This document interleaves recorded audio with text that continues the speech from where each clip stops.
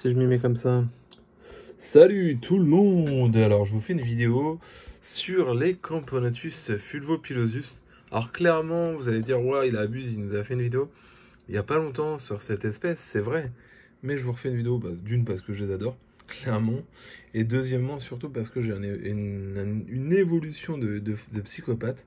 Je voulais vous montrer ça, comme ça vous avez un suivi en live. Donc là vous pouvez voir que c'est blindé de couvain dans le nid. Également, alors je sais pas si on va bien voir avec le plexi, la lumière et tout, donc vous voyez qu'il y a quand même pas mal de monde dans le nid. C'est un nid que j'ai rajouté. Rappelez-vous, la dernière vidéo, j'avais fait une vidéo en vous indiquant que je les avais mis en building, mais la reine était tout le temps de sortie, ça me stressait un peu. Du coup, bah, je les ai laissés dans le building, parce qu'il n'y a aucun souci, mais en plus, j'ai rajouté ce petit nid où la reine va nidifier et mettre le couvain et tout. Et donc j'ai maintenant des majors assez impressionnants. Donc là vous avez un média, mais il y a quelques majors.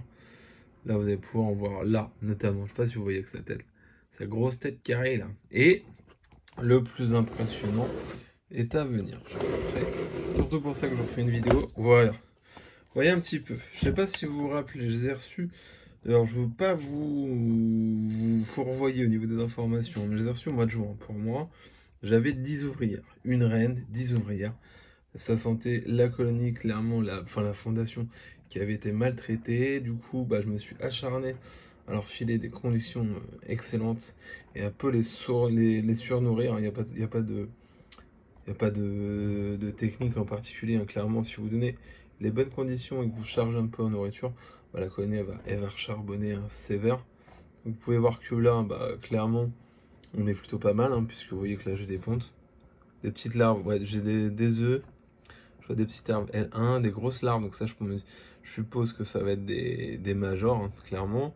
On a maintenant des belles fourmis, là aussi vous voyez, encore des larves, des cocons, des cocons. C'est une espèce qui aime pas du tout l'humidité. Je fais le test dans le petit nid en BC, hein, que vous voyez, où il y a la reine dedans.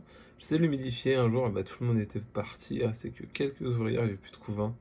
Elles m'ont tout déplacé, donc c'est vraiment une espèce qui aime le sec, qui aime le chaud. Clairement, pourquoi elles aiment tant le chaud?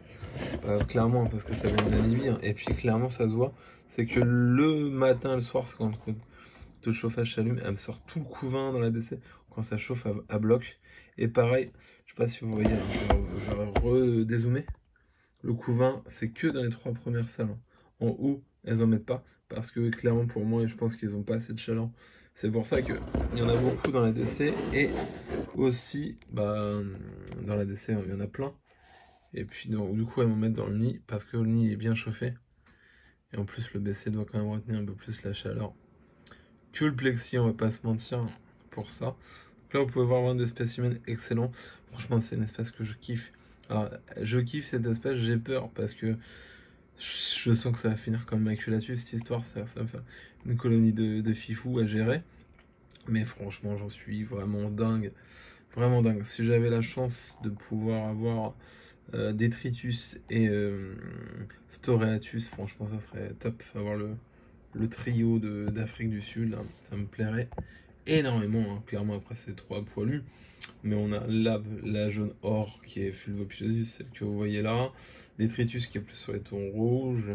Et pour moi, Storatus qui est la plus belle des 3, mais qui est aussi la plus galère à avoir, hein, qui est couleur rouge, jaune et blanche. Et c'est un peu le mélange des 3. Voilà. Donc voilà un petit peu pour cette colonie. J'en ai profité pour vous refaire une vidéo là-dessus parce que clairement, vous voyez que ça a fortement évolué chez moi. Donc je voulais faire profiter ça.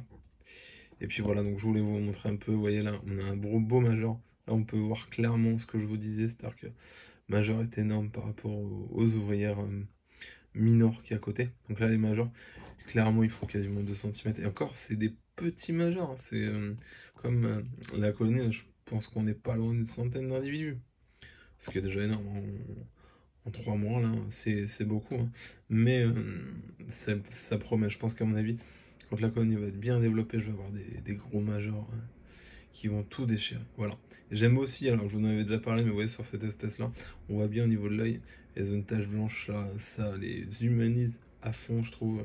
C'est vraiment un truc de fou sur cette espèce. Voilà. Bah, j'espère que la vidéo vous a plu. Merci de m'avoir regardé. Je vous souhaite une excellente journée. Salut, salut, salut!